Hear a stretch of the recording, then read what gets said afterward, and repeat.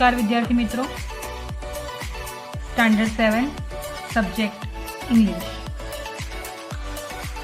तो આજનો આપણો ટોપિક છે ફ્રેમ ક્વેશ્ચન એટલે કે WH ક્વેશ્ચન। એટલે કે આપણે WH પરથી અલગ અલગ પ્રશ્ન બનાવવાના રહેશે। તો આપણે અહીંયા 4 પ્રકારના પ્રશ્ન બનાવશું જે તમને અહીંયા જોવા મળે છે। પહેલું છે હુ। તો હુ એટલે કે કોણ। હવે કોણ ઉપરથી આપણે જ્યારે પ્રશ્ન બનાવવો હોય તો આપણને ખબર કઈ રીતે પડે કે હુથી પ્રશ્ન બનશે? તો કોઈ વ્યક્તિનું નામ હોય અથવા તો કોઈ ગ્રુપ હોય તો એના ઉપરથી આપણને ખબર પડે કે હુથી પ્રશ્ન બનશે। પછી નેક્સ્ટ છે વેન। વેન એટલે કે ક્યારે।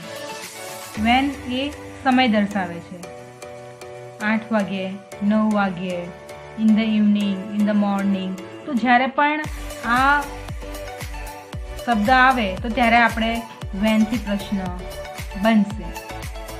થર્ડ છે વેર। વેર એટલે કે ક્યાં। તો વેર છે એ જગ્યા દર્શાવે છે, સ્થળ છે એ દર્શાવે છે। તો જ્યારે પણ કોઈ જગ્યાનું નામ આવે, ફોર એક્ઝામ્પલ સુરત છે, અમદાવાદ, ગાંધીનગર, તો એ આપણને જગ્યા દર્શાવે છે। તો એ પણ જ્યારે હોય ત્યારે આપણે વેરથી પ્રશ્ન બનશે। In the room, in the school, બરાબર। તો એ પણ જગ્યા દર્શાવે છે, એટલા માટે એ વેરથી પ્રશ્ન બનશે। અને લાસ્ટ વન છે વોટ। વોટ એટલે કે શું, બરાબર। તો જ્યારે પણ કંઈક વસ્તુ વિશે પૂછવું હોય કે નામ વિશે તો ત્યારે આપણે વોટથી પ્રશ્ન બનશે। તો જોઈએ હવે આપણે એક્ઝામ્પલ।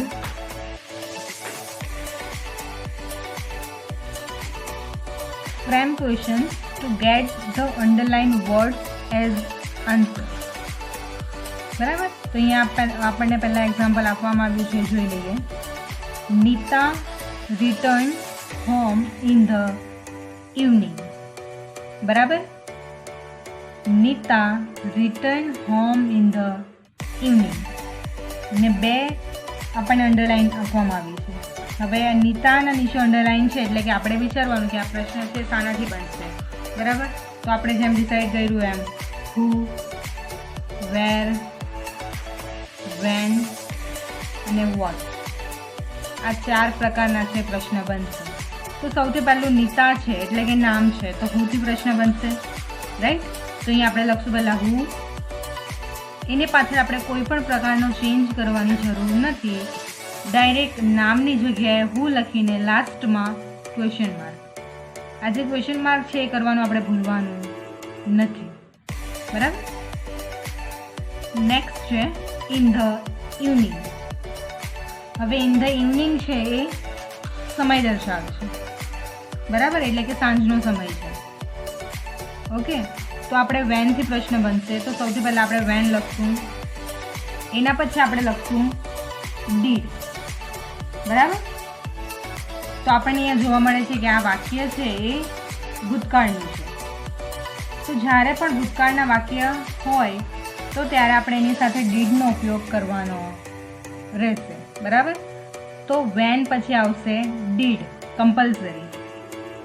વેન, ડીડ, પછી જે પણ પાછળનું સેન્ટેન્સ હોય તો વેન ડીડ નીતા, બરાબર। અહીંયા નીતા આવી ગયું।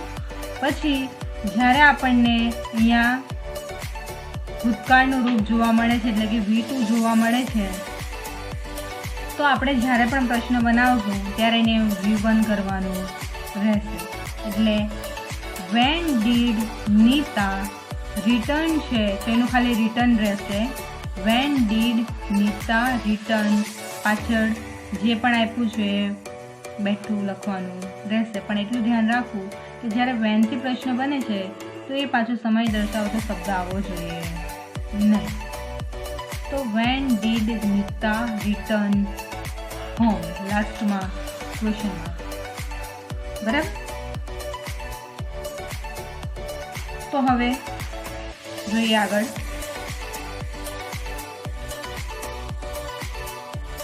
અંકિત went to school at 9 AM. બરાબર. પરિવાર Ankit went to school at 9 AM. તો અહીંયા અંકિત છે એ નામ દર્શાવે છે. બરાબર. અંકિત છે એ નામ આપણને આપવામાં આવ્યું છે. તો પહેલો પ્રશ્ન આપણને ખબર પડી ગઈ કે હુથી બનશે. બરાબર. પછી ટુ સ્કૂલ આપવામાં આવ્યું છે એટલે કે વેરથી પ્રશ્ન બનશે. બરાબર. સ્કૂલ એ જગ્યાનું નામ છે અને 9 AM છે એ સમય દર્શાવે છે. બરાબર. 9 AM તો એ સમય દર્શાવે એટલે કે આપણે વેનથી પ્રશ્ન બનશે. બરાબર. તો આપણે અહીંયા જોયું આગળ એ પ્રમાણે હુંમાં આપણે કોઈ પણ પ્રકારનો ચેન્જ કરવાની જરૂર નથી. ખાલી નામની જગ્યાએ હું મૂકીને પાછળનું જે પણ સેન્ટેન્સ હોય આખું પાછળ બેઠું લખવાનું રહેશે અને લાસ્ટમાં ક્વેશ્ચનમાં. અને જ્યારે આ 3 પ્રકારના પ્રશ્ન બને તો જ્યારે બાકીના 3 પ્રકારના રહેશે તેમાં આપણે શું ચેન્જ કરવાનું છે હજી એક વખત યાદ કરાવી દઉં. તો જે પણ હોય વેર, વેન, વોટ. બરાબર. તો એના પાછળ આપણે ડીડ કમ્પલસરી લખવાનું રહેશે. અને બીજું કે V2 જ્યાં હોય ત્યાં એનું V1 કરવાનું રહેશે. તો આ 2 ચેન્જ કરવાના રહેશે. બરાબર. કયા ચેન્જ? તો વેર, વેન અને વોટ. બરાબર. જ્યાં પણ હોય ત્યાં એના પછી ડીડ લખવાનું કમ્પલસરી રહેશે અને V2 જ્યાં પણ આપ્યો એનું V1 કરવાનું રહેશે. બરાબર. તો જોઈએ આપણે પહેલો પ્રશ્ન. Ankit went to school at 9 AM. બરાબર. તો પહેલાં બનાવશું આપણે હુ અંકિત. બરાબર. અંકિતની જગ્યાએ આપણે હું લખ્યું એટલે એને કાઢી નાખવાનું. Who went to school at 9 AM. Question mark લખવાનું ભૂલવાનું નથી. સેકન્ડ છે ટુ સ્કૂલના નીચે અંડરલાઇન છે એટલે આપણો પ્રશ્ન બનશે વેરથી. તો વેર પછી જેમ તમને કીધું એ કે ડીડ કમ્પલસરી લખવાનું રહેશે. તો વેર ડીડ પછી જે પણ હોય અંકિત પછી V2નું V1. બરાબર. એટલે અહીંયા વેન્ટ છે તો વેન્ટનું શું થાય? ગો. અહીં આપણે ગો કરવાનું રહેશે. Where did Ankit go at 9 AM. લાસ્ટમાં ક્વેશ્ચન માર્ક. બરાબર. એના પછી પ્રશ્ન બનશે 9 AM આપ્યો છે એટલે કે વેનનો પ્રશ્ન બનશે. બરાબર. તો આપણે બનાવશું when did Ankit went no go. When did Ankit go to school? To go to school.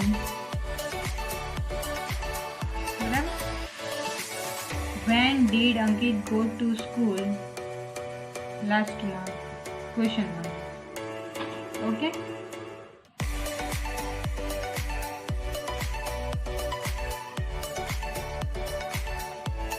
તો અહીંયા સેકન્ડ જોવા મળે છે Harsha visited the school yesterday. બરાબર. તો હર્ષાના નીચે અંડરલાઇન છે એટલે કે આપણને ખબર પડશે કે પહેલો પ્રશ્ન છે હુથી બનશે. બરાબર. પછી વિઝિટેડ ધ સ્કૂલ યસ્ટરડે. હવે યસ્ટરડે છે એટલે કે સમય દર્શાવે છે. તો જ્યારે સમય દર્શાવતો હોય એટલે કે એનો પ્રશ્ન બનશે વેનથી. બરાબર. તો આપણે વેન અને હુ 2 પ્રશ્ન બનશે. તો બનાવીએ આપણે પહેલો હુથી. તો who visited the school? Sorry, who visited the school yesterday પણ આવશે ક્વેશ્ચન માર્ક. પછી બનશે યસ્ટરડે છે એટલે કે વેનથી. તો વેન એના પછી ડીડ વેન ડીડ પછી આપણને નામ આપ્યું છે વેન ડીડ હર્ષા V2 નું V1 visit the school. Yesterday લખવાની જરૂર નથી બિકોઝ કે આપણને સમય દર્શાવે છે એટલા માટે. તો જોઈએ નેક્સ્ટ એક્ઝામ્પલ. કિરણ boat some toys last week. હવે અહીંયા કિરણ છે, કિરણ એટલે કે નામ, એટલે હુંથી પ્રશ્ન બનશે. તો આપણે બનાવશું પહેલાં who bought some toys last week question mark. બરાબર. સેકન્ડ છે ટોયઝ. ટોયઝ એટલે કે વસ્તુ. બરાબર, એટલે કે શાનો પ્રશ્ન બનશે? વોટનો. તો આપણે બનાવશું વોટ ડીડ કિરણ. હવે બોટ છે V2 છે. બરાબર, તો આપણે એનું V1 કરવાનું રહેશે. તો બોટનું V1 શું થાય? તો એનું થશે બાય. બરાબર. તો what did Kiran by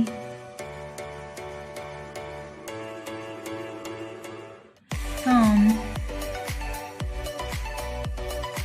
last week. બરાબર. હવે લાસ્ટ વીકના નીચે અંડરલાઈન છે. લાસ્ટ વીક એટલે કે ગયું અઠવાડિયું. બરાબર. તો એ આપણને સમય દર્શાવે છે. તો આપણે સમય દર્શાવે એટલે કે શેનાથી પ્રશ્ન બનશે? તો વેન. બરાબર. તો આપણે લખશું વેન ડીડ કિરણ. અહીંયા બોટનું આપણે બાય કર્યું. Buy when did Kiran buy પછી છે some toys. When did Kiran buy some toys. Question mark આપણે ભૂલવાનું નથી. બરાબર.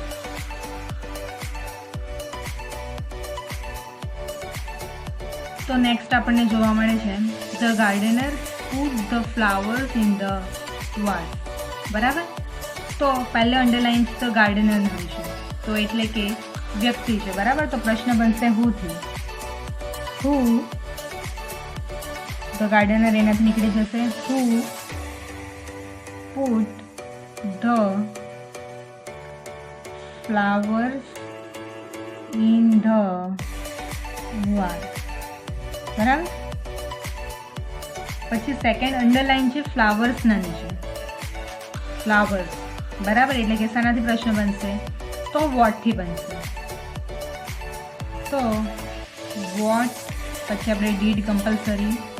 વોટ ડીડ પછી સ્ટાર્ટ કરવાનું શરૂઆતથી લઈને એન્ડ સુધી. What did the gardener put. બરાબર. તો પુટનું આપણે જે V1 છે એ પુટનું પુટ જ રહેશે. તો what did the gardener put in the vase. બરાબર. આપણે વોટથી પ્રશ્ન છે એટલે કે જે વસ્તુ છે એ નીકળી જશે. બરાબર. હવે થર્ડ છે ઇન ધ વાઝ. બરાબર. એટલે કે એ જગ્યાનું નામ છે. હવે જગ્યાનું નામ હોય એટલે શાનાથી પ્રશ્ન બનશે? વેરથી. બરાબર. તો આપણે બનાવશું વેર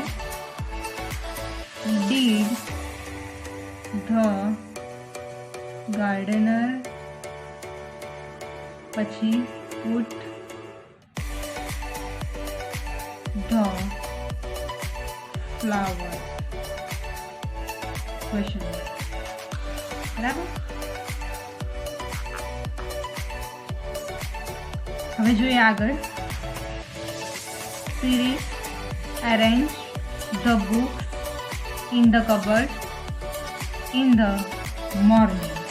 હવે ચાર જગ્યા આપણને અંડરલાઈન જોવા મળે છે એટલે કે આપણે 4 વાક્ય બનશે. બરાબર. તો પહેલું છે સિરીઝના નીચે અંડરલાઈન, એટલે કે આપણને ખબર પડી કે હા હુથી પ્રશ્ન બનશે. બરાબર, તો આપણે પહેલાં બનાવીએ who arrange the book in the cupboard in the morning. બરાબર, ક્વેશ્ચન માર્ક.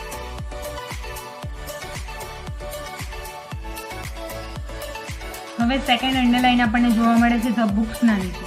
બરાબર, એટલે કે ધ બુક્સ છે એટલે કે વસ્તુ છે, તો વસ્તુ હોય એટલે આપણે શેનાથી પ્રશ્ન બનશે? વોટથી.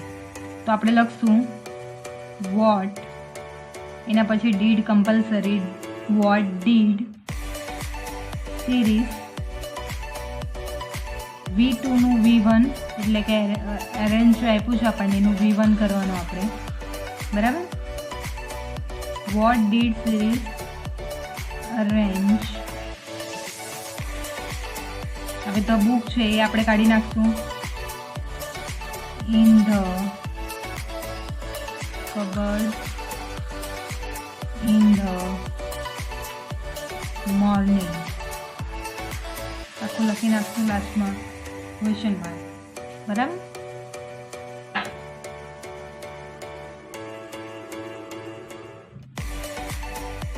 તો આપણને આગળ ઇન ધ કબર્ડના નીચે અંડરલાઈન જોવા મળે છે.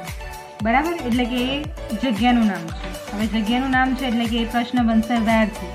તો આપણે લખશું પહેલાં વેર, પછી ડીડ, શરૂઆતથી લઈને એન્ડ સુધી લખી નાખવાનું, પણ એટલું ધ્યાન રાખવાનું એ જે જગ્યાએથી આપણે પ્રશ્ન બનાવીએ છીએ વેરથી, તો જગ્યાનું નામ પાછું અંદર નહીં આવવું જોઈએ. તો where did series arrange the books in the morning. લાસ્ટમાં ક્વેશ્ચન માર્ક. બરાબર, હવે લાસ્ટ આપણને આપ્યું છે in the morning. In the morning છે એટલે કે સમય દર્શાવે છે. તો હવે જ્યારે સમય દર્શાવે તો આપણો પ્રશ્ન બનશે વેનથી. બરાબર, તો આપણે લખશું when did series arrange the books in the cupboard. લાસ્ટમાં ક્વેશ્ચન. બરાબર, તો અહીંયા જે આપણો આજનો જે ટોપિક છે WH ક્વેશ્ચન, તો અહીંયા કમ્પ્લીટ થાય છે. મળીએ આપણે નેક્સ્ટ લેક્ચરમાં. Thank you.